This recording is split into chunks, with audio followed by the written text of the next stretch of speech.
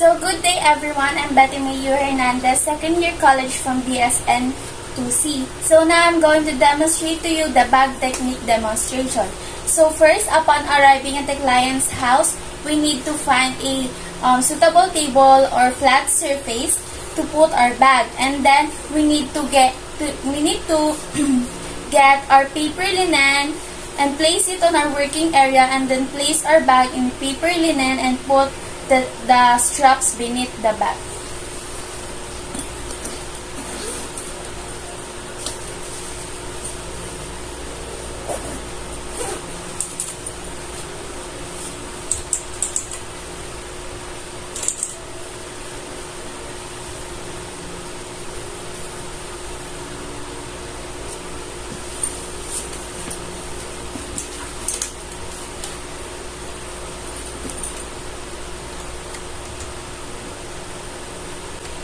So the rationale of this is to protect our bag from contamination. So now we will proceed to the next procedure, which is we need to ask for a basin of water and a glass of water if faucet is not available. And of course, if faucet is available, we can also use that. So the rationale of this is to use for hand washing.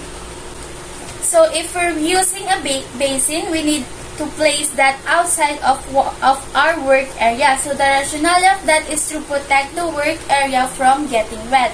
Okay, so for the next procedure, we need to open our bag and take the plastic linen and spread the working area. So the rationale of that is to make a non-contaminated work area.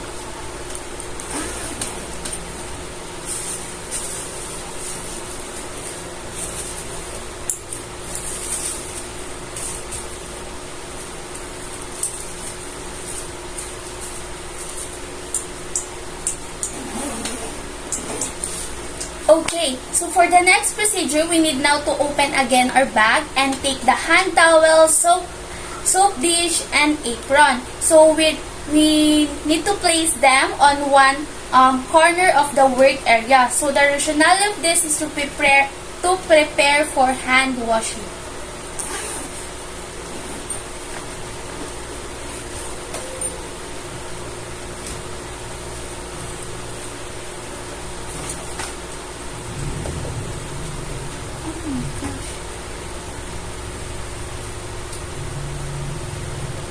Okay, so now we will proceed in the hand washing and then dry it with our towel. So the rationale of this hand washing is to prevent the possible infection of care provider to client or the cross-contamination among nurses or clients.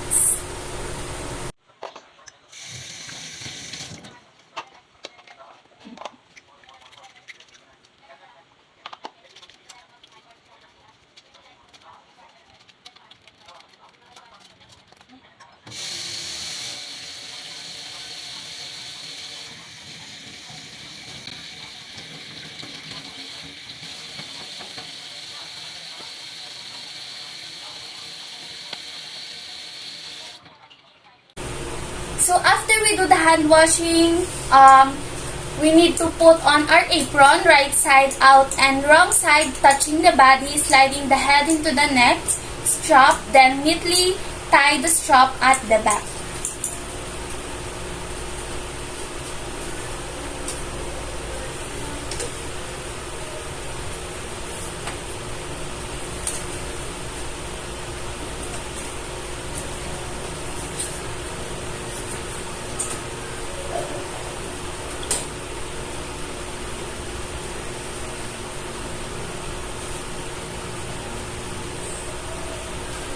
Okay, so the rationale of this is to protect the nurse's uniform, keeping the crates aesthetic and aesthetic appearance. So next, after putting the apron, we need now to put out things or our equipments mostly needed for specific care. For example, thermometer, BP apparatus, kidney basin, cotton balls, waste paper bag, and etc. And we need to put that in one corner of our work area. So the rationale of this is to make materials readily accessible.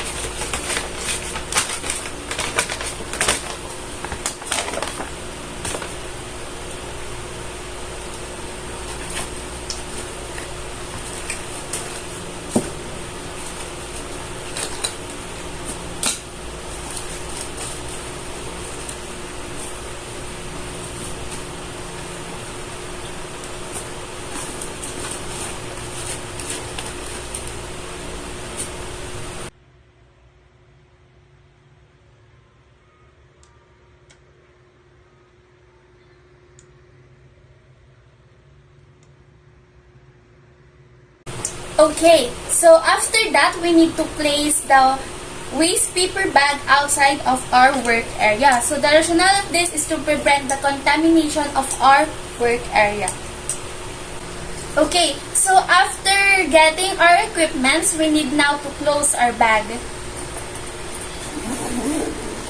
So the rationale of this to prevent the contamination of the bag and its content. And then we need now to close our bags. So the rationale of this is to prevent the contamination of the bag and its contents. And then once we are ready, proceed to the specific nursing care treatment. So the rationale of this is to give comfort and security and maintain personal hygiene and fasten recovery of our client. So let's imagine that I'm doing the nursing care treatment. Okay, so after complementing nursing care treatment, clean and sanitize the equipments used in the practice. So the rationale of this is to provide protection to the healthcare provider and spread the infection to other people.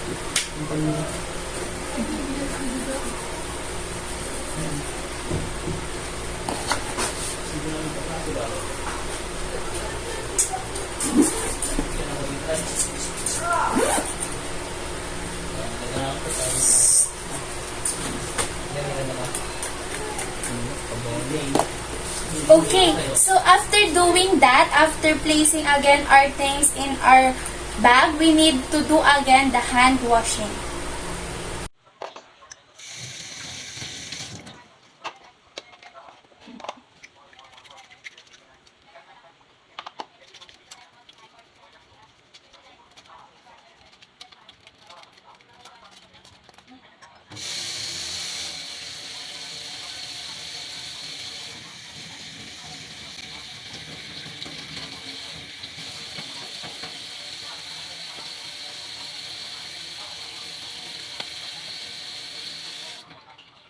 So after putting back all our articles in their proper place, we need now to remove our apron, folding away from our body with side folded inward, and the clean side outward. Place it in the bag.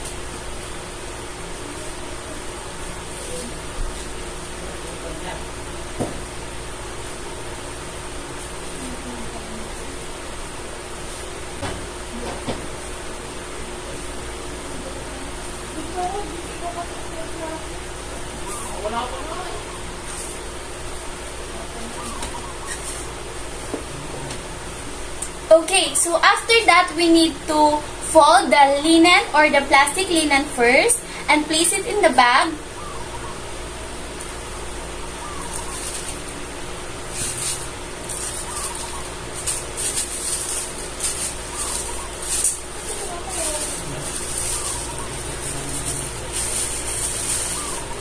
Okay.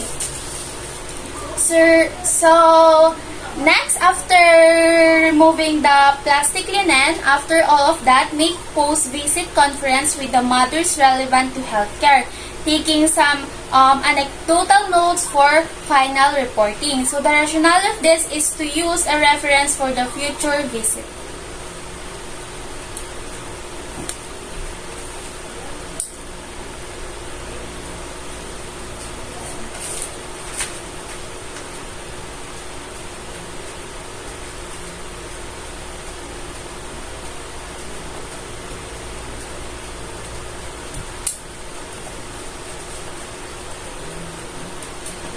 And of course, we need to make appointment for the next visit, either home visit or clinic visit.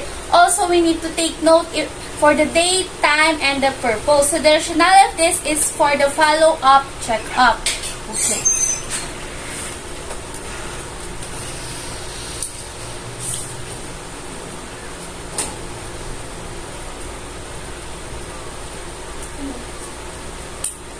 Okay, so for the last procedure, we need to get the bag and fold the paper lining and insert into the flaps of the bag.